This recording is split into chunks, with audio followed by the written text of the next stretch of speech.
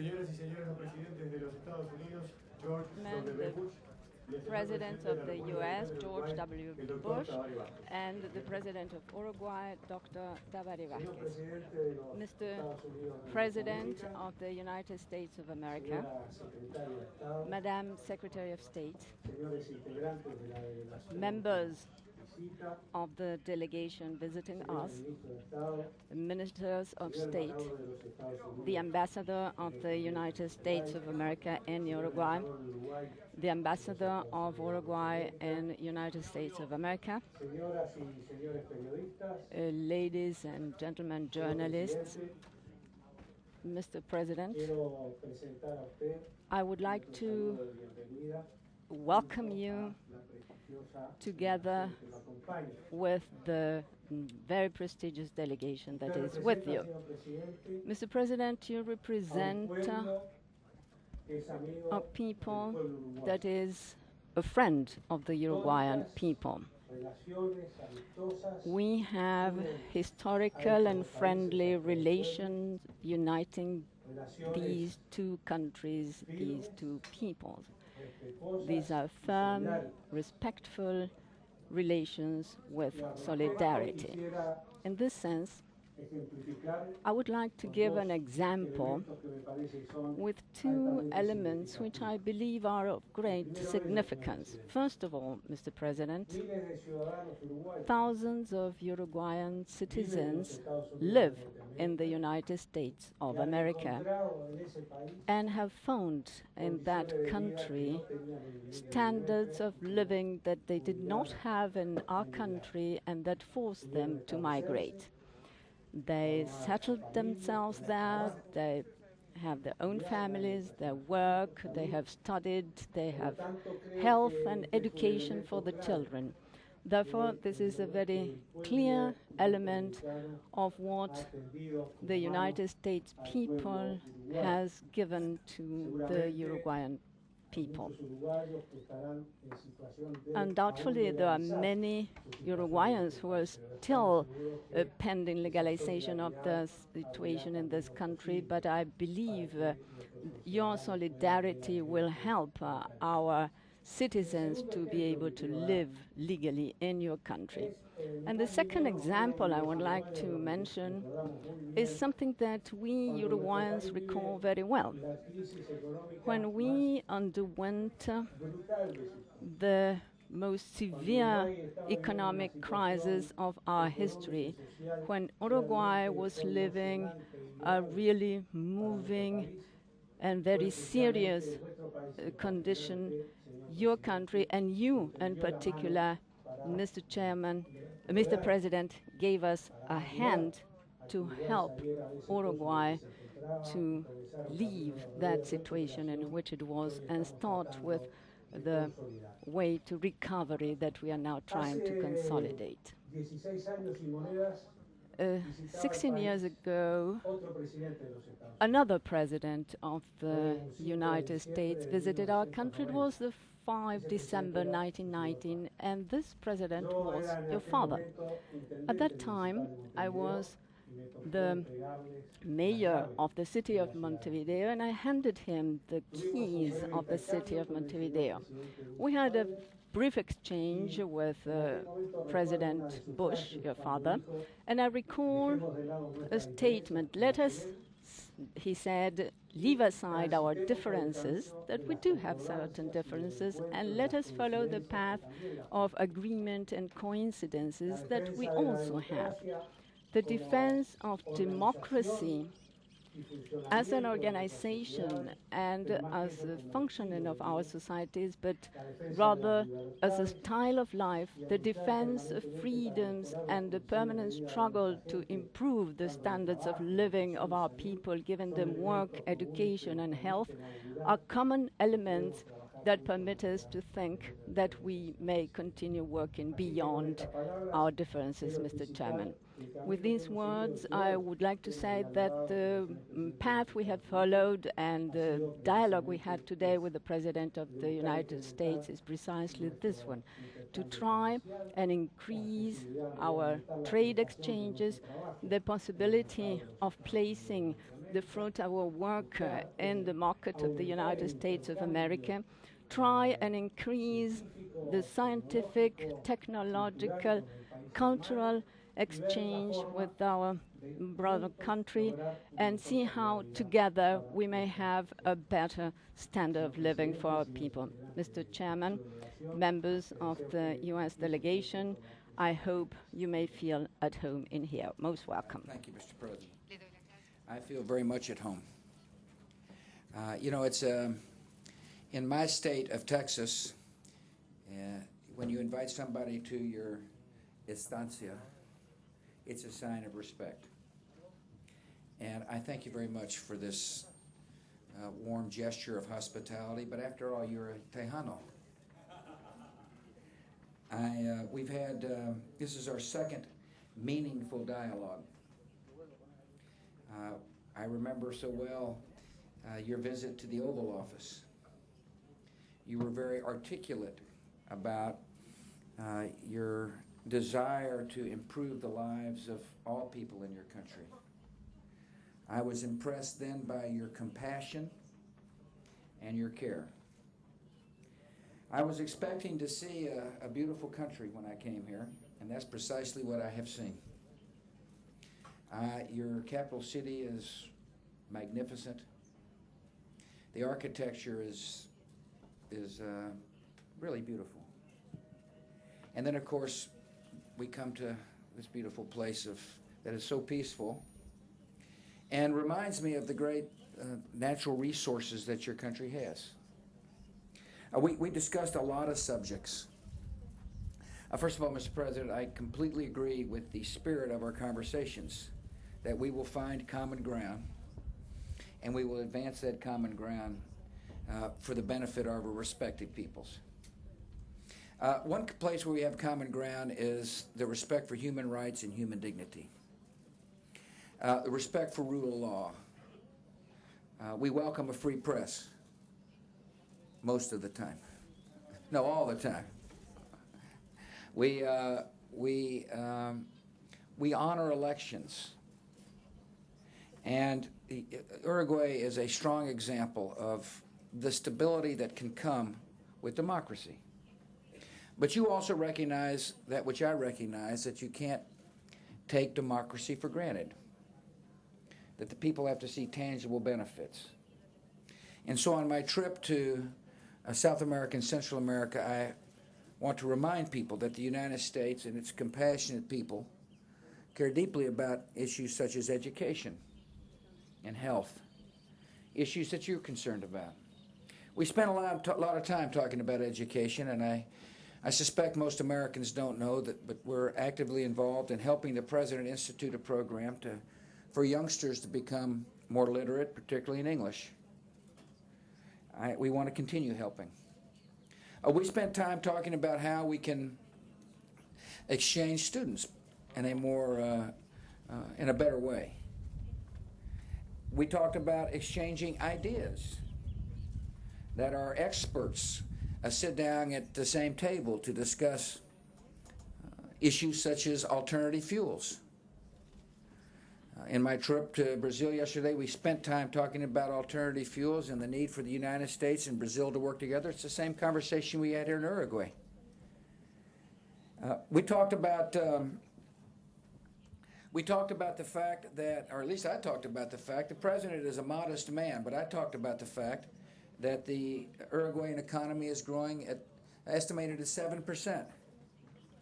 And I congratulate you, sir, on creating the conditions so that people feel comfortable making investments that cause economies to grow, and that we want to work together to continue to advance the progress we have made on trade and investment at a pace that both our peoples will be comfortable with. I want to thank you very much for your commitment to democracy and peace in our neighborhood. I congratulate you and the people of Uruguay for providing peacekeepers to Haiti and to the Congo. It is a gesture of a strong nation to reach out to help others realize the benefits of a free society. and you've said a strong and powerful message. Finally, I do want to say something about immigration in the United States. The President has spoken eloquently to me about the need for there to be a immigration policy that upholds the values of America. I explained to him that it is my interest to get a comprehensive immigration bill out of the United States Congress as soon as possible.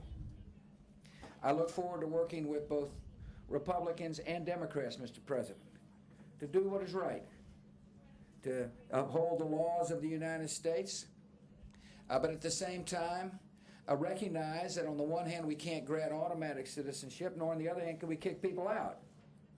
And so therefore there's got to be a rational way forward. And I pledge to you, as a man who is concerned about people from your country that may be living in the United States, that I will work as hard as I can to have a compassionate and rational immigration law that respects the rule of law, but also respects the great traditions of the United States. A tradition which is a welcoming society. A tradition that says, that we welcome our diversity, because we believe in our diversity we can find the strength of our nation. And so I'm really looking forward to this trip. I'm especially looking forward to the asado.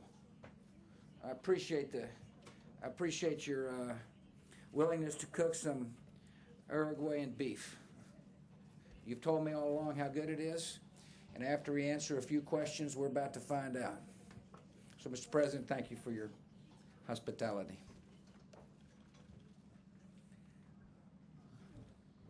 Por favor. María José Pino, de la televisión de Uruguay. Pino, Uruguayan TV.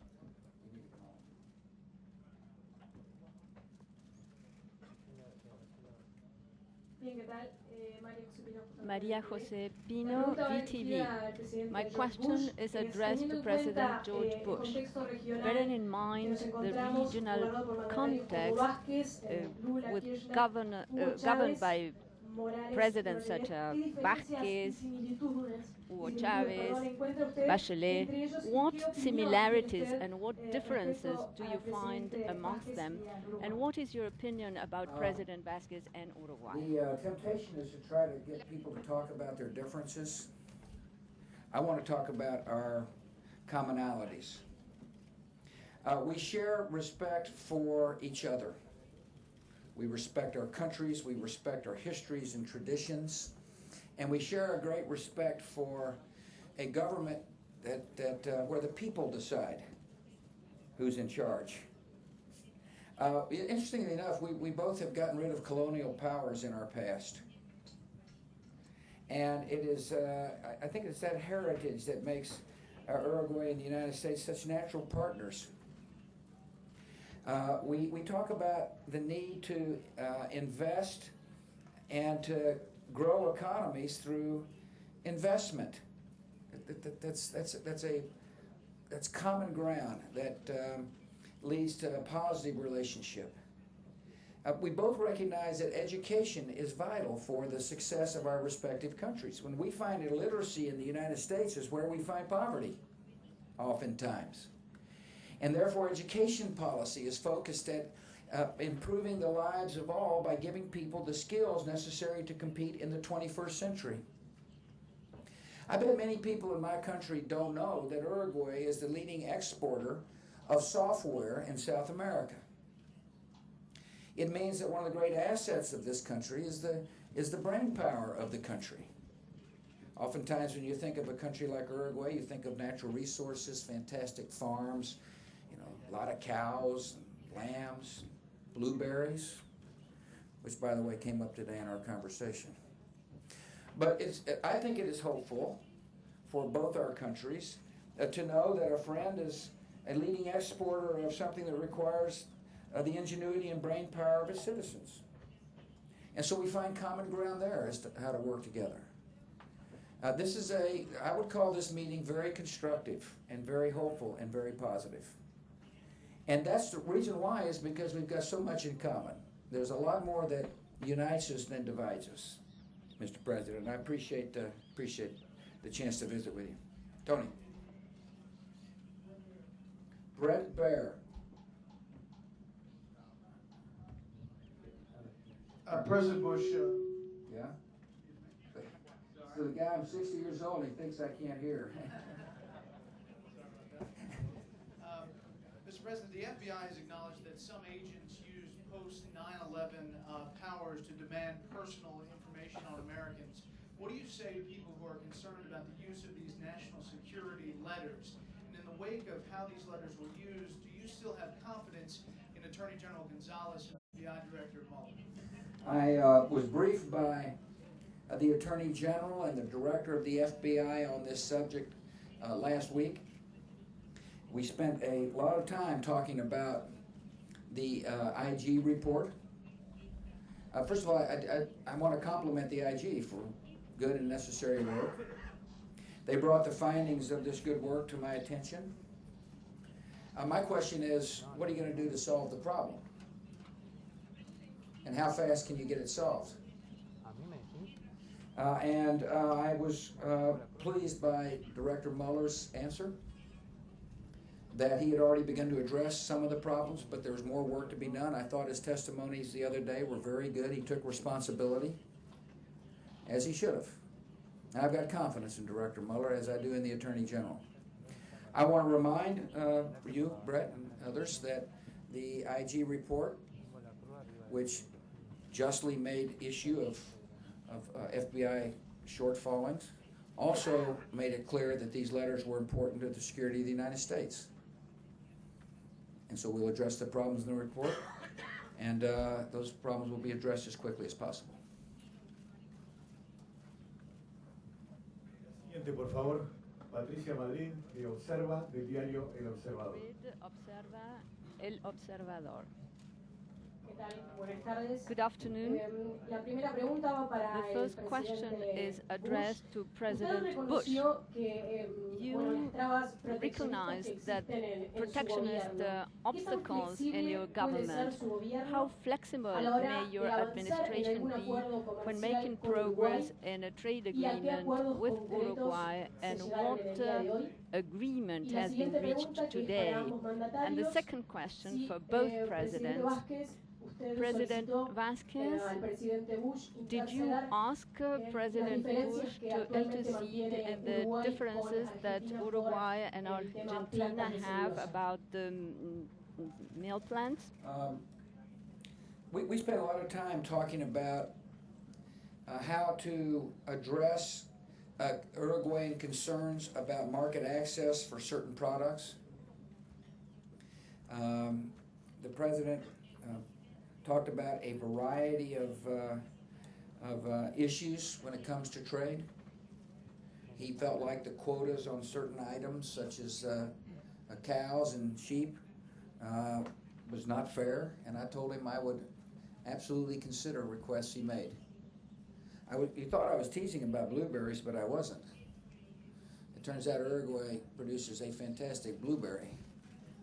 And the fundamental question is, will the blueberry grower be able to sell product into the United States? So we talked about a variety of produce. And I told the president, I said, you can't solve problems unless you put the problems on the table. And that where we could help, we would, and where we couldn't, I would give an explanation as to why not. Now, you brought up protectionist tendencies, and I'm concerned about protectionist tendencies not only within our own country, but around the world.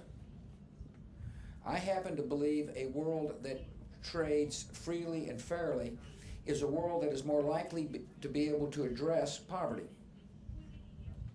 And therefore, I'm a strong supporter of completing the Doha round of the WTO. I shared with the president about our strategies as to advance the Doha round. I spent a lot of time with President Lula. He was most interested in our conversations, and I shared our conversations. I didn't betray any confidences, of course, but I talked to him about how we need to advance the Doha round. The United States is fully prepared to reduce agricultural subsidies, as I explained to the president. We just want to make sure there's market access for our products. And this is what I told President Lula, this is what I've told the Europeans, And that's what I shared with the President. I'm optimistic we can get a deal done. As a matter of fact, our trade minister, is Susan Schwab, has remained in Sao Paulo to talk to her Brazilian counterpart, all aiming at continuing to make progress toward what is a complicated but necessary deal. Thank you. Como respuesta a su primera As pregunta, an answer to your por first cierto, question, coincido totalmente con lo expresado por el señor I presidente fully de Estados agree with Unidos. what has just been Quiero expressed decir by que the President of the hemos United creado States. un espacio We a partir de have esta reunión created donde a nuestros space técnicos, starting with this nuestros ministros meeting podrán conversar where y our avanzar experts, distintos our temas ministers are going vinculados to al relacionamiento discuss bilateral. and make En lo que progress respecta in issues of bilateral relationships. a la situación Now, general concerning multilateral, the Uruguay ha general planteado multilateral su, situation, Uruguay posición en has cuanto a defender el libre made clear comercio its position buscar in the la defense caída of de los free trade aranceles and try to have a subsidios drop of que tariffs and dificultan muchas veces subsidies la colocación, which sobre todo hinder de nuestros productos agropecuarios. sale Pero of hemos our podido agricultural analizar, products la particularly. posibilidad de But avanzar en we el have sistema, also por el sistema analyzed the nacional de possibility preferencias en algunos of temas making que progress with the seguramente van a ser GSP, estudiados particularly in en certain las issues próximas that semanas. are going to be En considered cuanto a la in the segunda parte de su coming pregunta, weeks. As to the no he second part of planteado your el tema questions, I have del not diferendo que tenemos talked about the con la problems we República have Argentina, with señor the presidente Republic de of los Estados Unidos, Argentina, with entre the otras cosas President porque of the United dentro States, de amongst pocos other días, en things, algunas because in a semanas, few por la days from gestión now, de in Su a few Majestad el Rey de weeks, and España, thanks to se acercarán the dialogar, conciliation no a of negociar, His porque vamos a Majesty the negociar King of mientras Spain, los puentes we estén are going to cortados, get closer. We are pero not sí going to dialogar y que lo negotiate. vamos We are going to have a buscar dialogue una between the forma two amistosa, governments in por el order to camino del find a entendimiento, friendly del way razonamiento, out. We are going to para try to come to an solucionar understanding and to diferendo que be tenemos able con to nuestros solve these hermanos very argentinos. sad differences that we have with our brethren of Argentina.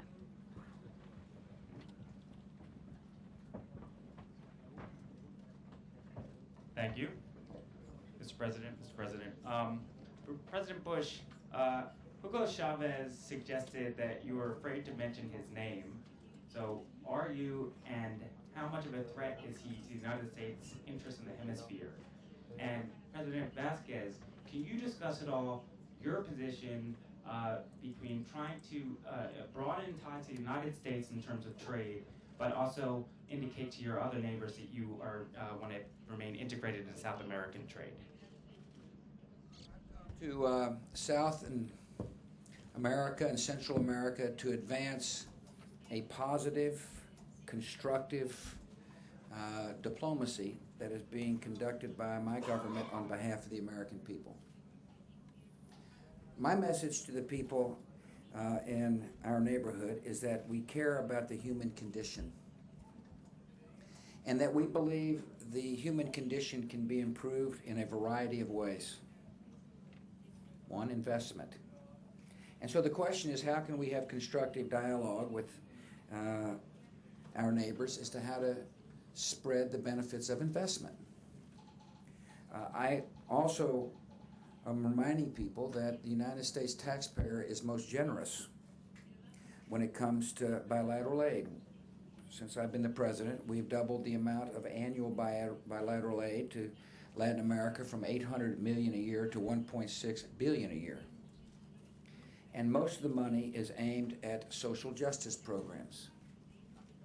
Programs like education and health care. I also know full well that, and I saw this firsthand yesterday in Sao Paulo, that many American NGOs and faith-based groups and individuals express their concern about the plight of the poor through programs and activities all aimed at giving people a chance.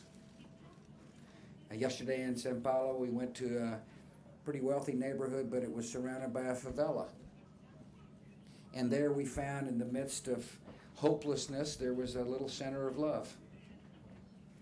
And some of the program money had been raised as a result of concerts given in the United States, where citizens average citizens contribute to make sure this program remain viable. And so the trip is it's a statement of the desire to work together with people in our neighborhood. I've been to the Central and South America a lot since I've been the president, because I fully understand a prosperous and peaceful neighborhood is in the interest of the United States of America. I would call our diplomacy quiet and effective diplomacy. Diplomacy all aimed at helping people, aimed at elevating the human condition, aimed at expressing the great compassion of the American people. And Mr. President, I appreciate you giving me a chance to come and visit with you, so to have a dialogue about how we can advance our interests and the interests of our neighborhood. Bien, con respecto a su pregunta, la estrategia de Concerning your inserción internacional de question, Uruguay the strategy está for bien definida y international creo que es bien clara. insertion of Uruguay Estamos is a un proceso quite de well integración defined and abierta. quite clear. Es decir, We are in favor of an open integration process. We are strongly in favor of the regional process. We are where we are and we don't want to leave this place. And the trade we have and the cultural, historical relationships that we have with our brethren countries in the region are very solid, very strong. But we don't want a closed integration process, but an open integration process.